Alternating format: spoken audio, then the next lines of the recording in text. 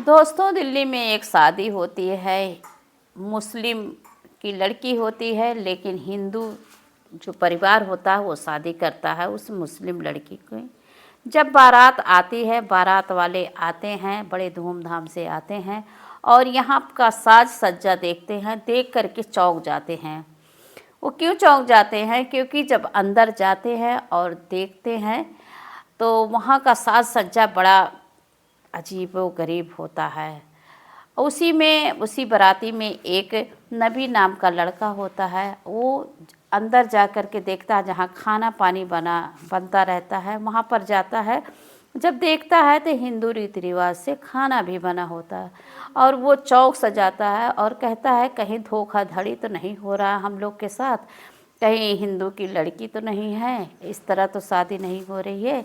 तो वो जा कर के दूल्हे के बड़े भाई से मिलता है और पूरी बात उनको बताता है। वो कहता है देखो भैया, ऐसी ऐसी बात है, कहीं हम लोग के साथ धोखाधड़ी तो नहीं हो रहा है। तो दूल्हे का जो बड़ा भाई होता है मुस्कुराता है और पूरी बात नबी से बताता है।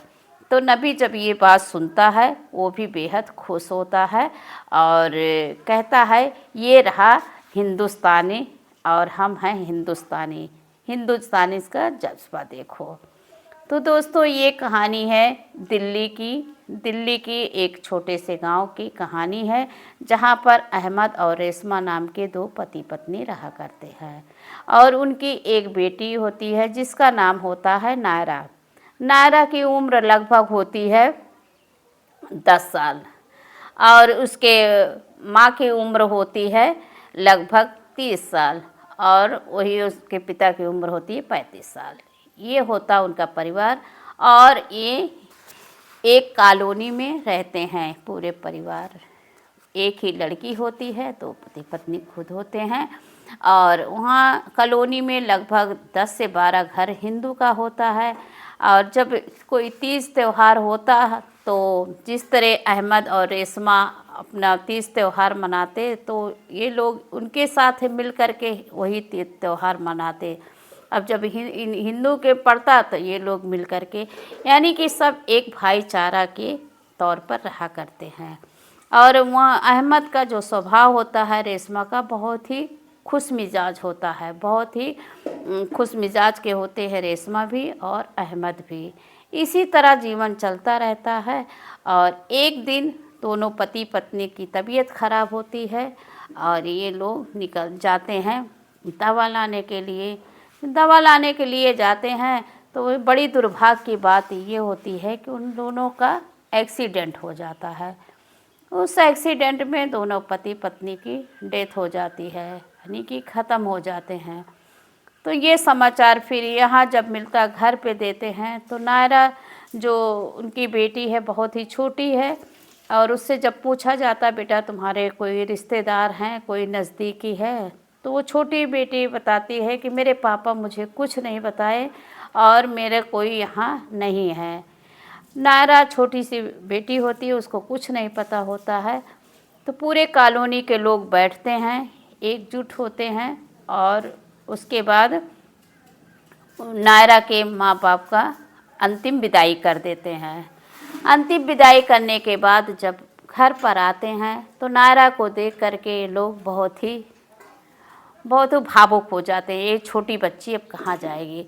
तो जो कॉलोनी के लोग हैं सब लोग मिल करके एक बैठक करते हैं कि देखो भाई, ये अब नायरा एक की बेटी नहीं रही, इस पूरे कॉलोनी की बेटी है। सभी लोग बैठ करके इस पे विचार करते हैं और उसकी पढ़ाई लिखाई, देखभाल, खाना पानी, दवा दुआ का सब जिम्मेदारी सभी लोग ले लेते हैं। तो इसी तरह नायरा पलती बढ़ती रही और पढ़ाई करती रही। पढ़ते पढ़ते उसकी उम्र लगभग हो जाती है 20 से 22 साल हो जाती है और बीए कंप्लीट कर लेती है। तो फिर शादी योग्य हो जाती है। तो सभी लोग बैठ करते हैं कि देखिए अब नायरा की शादी हम लोग कर दें। तो उसी में कई लोग ये कहते हैं कि देखिए नायरा की शादी किस बेस पे की जाए। कई लोग कहते हैं हिंदू रीति रिवाज से किया जाए। तो उसमें से जो बड़े होते हैं वो कहते नहीं, हिंदू रीति रिवाज से नहीं होगा, नायरा जो उसके पिता माता मुस्लिम हैं, तो हम नायरा की शादी मुस्लिम के रीति रिवाज से क्या मुस्लिम कौम में करेंगे। तो ऐसे ही सबके पास मैसेज करते हैं कि नायरा बड़ी हो गई है, शादी हो गया, कोई लड़का होगा तो बताना। तो भाई लड़का बताना, तो लड़का देखा जाने लगा। तो एक अली नाम का लड़का मिलता जो कि अच्छा पढ़ा लिखा होता है, बहुत ही अच्छा होता है। फिर उसको बुलाते हैं और देखैया होती है। नायरा और अली एक दूसरे को पसंद करते हैं और फिर इन दोनों की शादी की तैयारी होती है।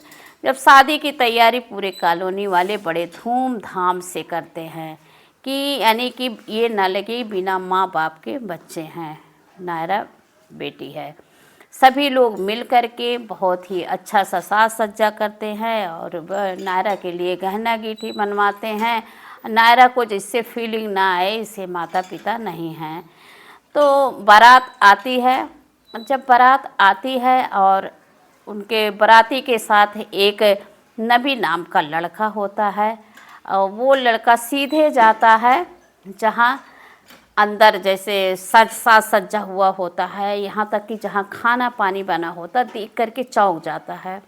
ये चौंक जाता है कि कहीं ये शादी कहीं हिंदू लड़की से तो नहीं हो रहा है। ये तो पूरा हिंदू रीति रिवाज से पूरा यहाँ पे साज सज्जा हुआ है और हिंदू रिवाज से खाना भी बना हुआ है, मुस्लिम का तो कोई पता ही नहीं है। तो ये बात जा कर के दौड़े दौड़े जा कर के दूल्हे के बड़े भाई से कहता है।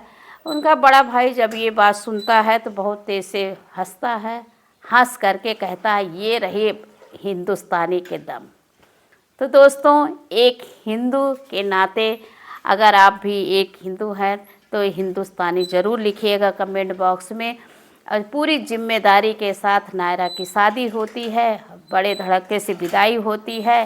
पूरे कॉलोनी वाले मिल कर के नायरा का अच्छा तरीके से विदाई करते हैं। ऐसे धीरे धीरे नायरा के ससुराल जाती है। फिर कॉलोनी वाले उसको लेने जाते हैं, चौथी लेने जाते हैं, मतलब पूरा तरीके से शादी हो जाती है। उसके कुछ दिन बाद नायरा के बच्चे होते हैं, उनको भी ये लोग ले आते हैं। एक तरफ से नायरा के जो बच्चे हैं उनका ननिहाल होता है।